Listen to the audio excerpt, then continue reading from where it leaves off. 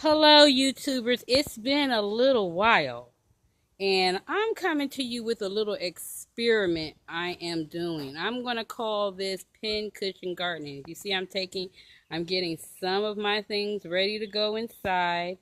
Yashu, go ahead and take this wheelbarrow with you while you're right there. So what I did, I had a thought. See, a hoarder will understand. I had lots of fabric. My sewing machine broke. Haven't replaced it. Fabric and fabric.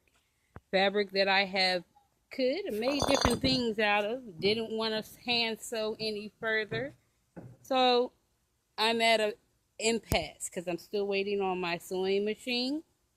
And I have fabric. And I have garden beds. And they needed to be covered, and I fought weeds all summer long, all spring long. So I had this idea. I said, can fabric act as a weed guard?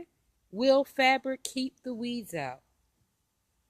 So I went through, I picked some fabric that I wouldn't mind losing. Some things were recycled pillowcases, recycled fabric that was going to be curtains and sheets and things on that nature. And I'm going to call this pin cushion gardening.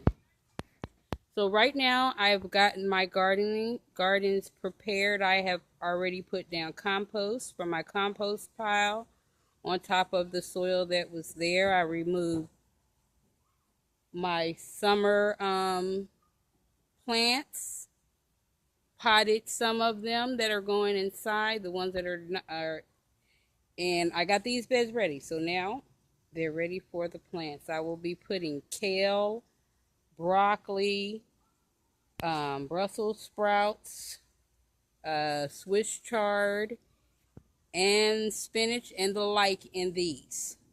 So this is where my cold crops are going to be growing for the winter.